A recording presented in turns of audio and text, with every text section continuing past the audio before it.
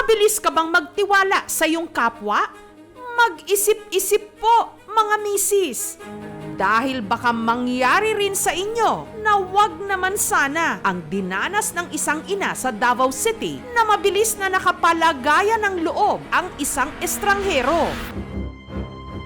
Pero hindi niya lubos akalain na tatangayin nito ang 3 buwang gulang niyang sanggol. Ang suspect sapul sa CCTV ang nakadilaw na babae na nung una kalmado lang na naglalakad hanggang ang kanyang mga hakbang bumilis ng bumilis.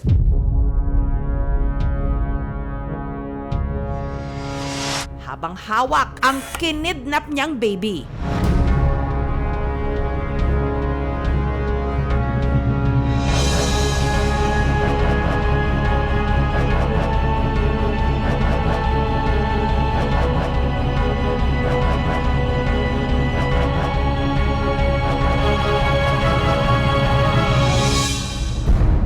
Ang sanggol, si Baby J, anak ng mag-asawang sina Ana at John, hindi nila mga tunay na pangalan.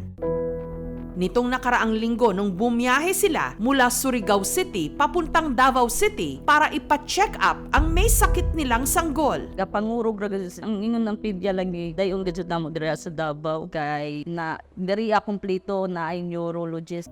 Sa outpatient department ng ospital, nakilala nila ang isang babaeng itago natin sa pangalang Martha.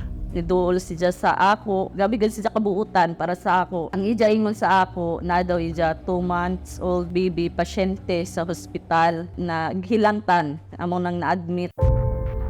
Ang amo sa kwarta diri is 3,000. Tapos ang kantidad ato sa mga test moabot siya og 12,000. Gaingon siya sa amo na dila mong daw mi mabalaka kay tabangan daw mi niya. Ako ba na ato na time naghikay siya ng mga laboratory ni Bibi. Tapos samtang sige siya istorya sa ako ni hangyo siya sa ako na mga siya og breast milk na ako, kaya nakita man niya nagpump ako sa gawas. Siyempre, nayam utang kabubuton kay gitabangan namin ni. Tumalikod siya para mag-pump ng breast milk. Pero pagharap niya, wala na si Martha. Tangay-tangay si Baby J. Grabe kasakit. Ako nag-speak kay ayun ko na sa TV ran ako makita. Iya ko ka na mahitabo dito sa amuha. Gabi na mo to nahilak. Kay nagsalig ako kay buutan to na budget. Ang pangyayari, nahagip ng CCTV camera ng ospital na hawak ngayon ng Bahada Police Station.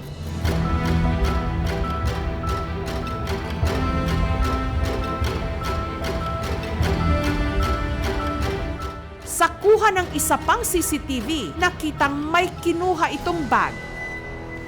At saka nagmadali na naglakad.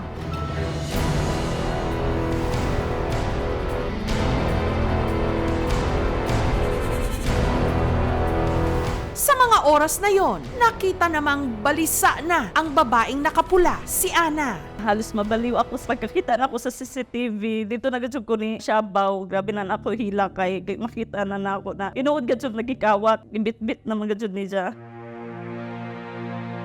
Grabe, muna na gajud amo pagampo na mabalik gajud siya sa amo. Hadlok ako na mawaya ako anak kay siyempre ako na anak hindi pangayo at na ako. Napagod si Jay sakit. Sobra sakit. More than 1 million times ang sakit. Mawalan ka ra ka o alaga ni mo na hayop, di ba? Sabi ko gyamo kasi how much mo ka nang imong bata gyud ang nawala sa imo ha. Gampo gajud ako na balik ako bata. Bahala na.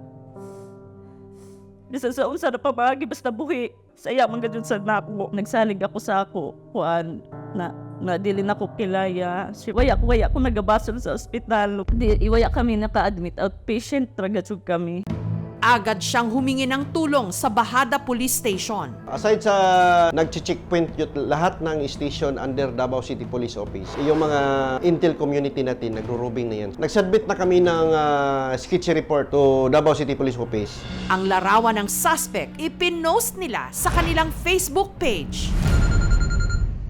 Hanggang may natanggap na lead ang mga pulis. According sa informant natin, bumaba dito yung suspect kasama yung baby. Isang concerned citizen, sabi niya, kapitbahay niya yung kumuha. Ang nagtimbre sa mga pulis, si Almera. Hello, police station. Saan po ba yung exact location nyo, ma'am? Ang sanggol, itinuro niyang nasa Barangay Santo Niño, Mintal, sa Davao City. Sabi ko, nandito yung baby at saka yung kumuha ng baby. Ang mga pulis agad na tumungo sa lugar.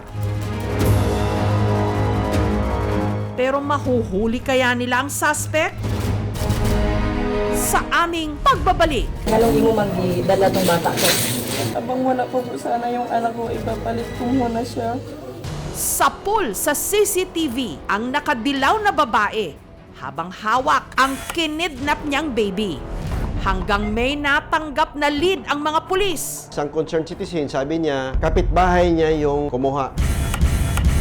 Ang sanggol, itinuro niyang nasa Barangay Santo Niño, Mintal, sa Davao City. Sabi ko, nandito yung baby at saka yung kumuha ng baby.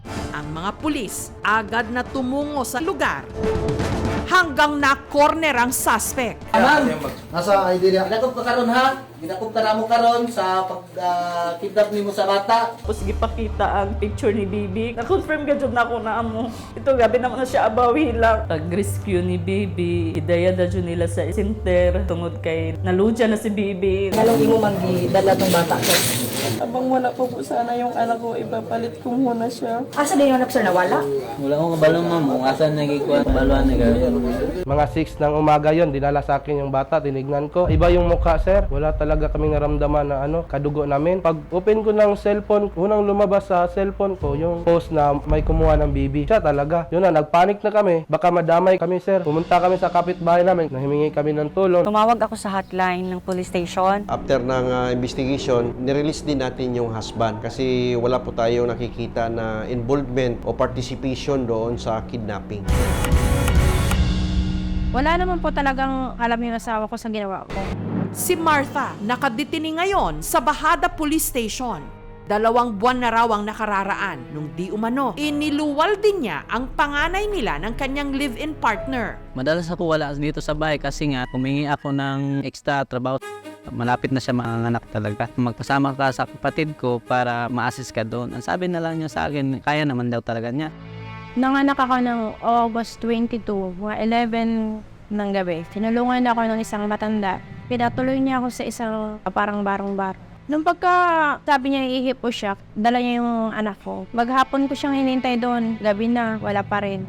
Sa puntong yon, natuliro raw siya. Sabi ko na lang na sa Nico, may sakit yung bata. Ganun na lang, parati ang nararason ko. Hindi ko maamin kasi takot ako. Kasi yung mga kapatid ko dito na-alarma na kasi magdadalawang buwan na wala pa dito sa bahay. Para nag-block out, wala na akong maisip. Kailangan ko na lang talaga na magkaroon ng bata para ma-prove sa kanya na maging buo yung pamilya namin. Nung umi ako ng gatas doon sa mama ng bata, kailangan ko na lang tinakas yung bata sa kanya. Kinarga ko yung bata, wala talagang lukso ng dugo. In-expect ko po yun na mahuli ako kasi hindi naman ako tanga. May CCTV naman, alam ko yun. Bala ko lang talaga, ipakita lang talaga, kalibin ko. Plano ko talaga, hanapin lang talaga yung anak ko. Para sa akin, ang duda ko talaga ay ibinenta niya yung bata. Pina-adapt niya siguro. Hindi naman ako makaano sa kanya na bininta niya kasi wala naman siyang kapera-pera. Baka nakunan siya, takot lang siya magsabi kay kuya kasi wala na yung baby. Nag-create na naman tayo ng isang investigating team na mag-iimbestiga doon sa kaso niya. Na-file na po yung kaso natin sa kanya for kidnapping. Hindi siya billable kasi heinous crime din yan. May order na yung PAO natin na mag-undergo na siya ng psychiatric evaluation. So it's possible, although not sure, not conclusive, that she has postpartum depression. Kailangan na may professional na titingin sa kanya at mag-a-assess face-to-face para mas accurate. Ang importante na gawain to get her help, first is psychiatric, she might need medication or therapy. Kung mapapatunayan na hindi tama ang pag-iisip ng suspect, kailangan magpagaling muna siya. Titingnan din ng korte kung okay na siya para magtuloy to face trial at saka palang bibigyan ng sentensya ng hukuman. Pero i-consider din syempre ng court yung state of mind niya nung nagawa niya yung offense.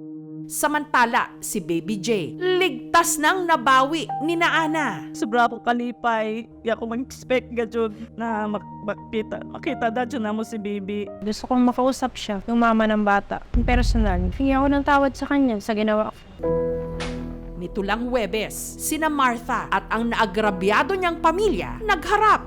Ma'am, sorry sa ginawa ko. Nagawa ko lang kasi yun na lang ang alam ko ng paraan para sana magawa ko kami na ang asawa ko. Nag-ano na yung asawa ko. Sige, kung gusto mong magayos tayo, umuwi ka dito kasama yung bata. Kasi nagtiwala ako sa iyo.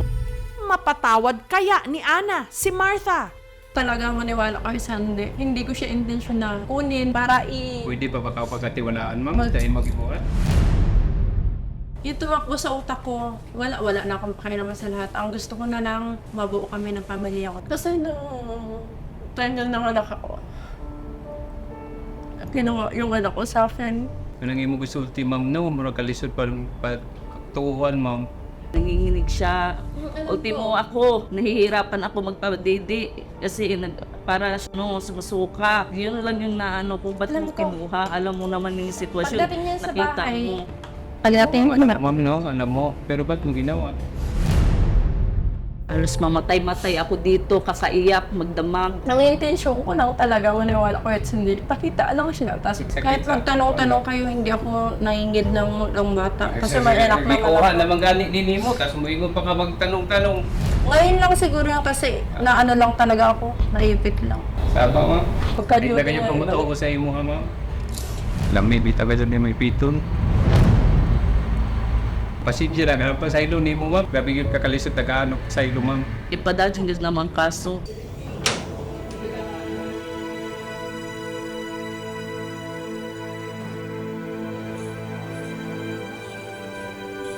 tatanggapin ko yung kasalanan ko basta maibalik lang sana sa tatay niya yung anak ko. Kung saan ka man ngayon, sana kung may sino yung may hawak sa'yo, sana ibalik ka na nila.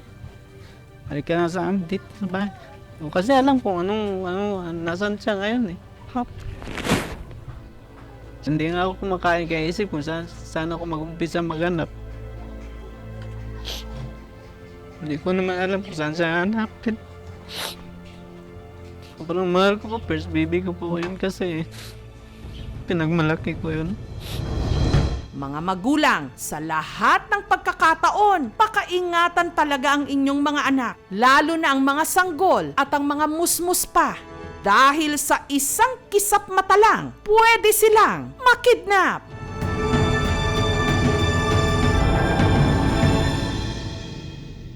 Thank you so much mga kapuso. Kung nagustuhan niyo po ang videong ito, subscribe na sa GMA Public Affairs YouTube channel. Don't forget to hit the bell button for our latest updates.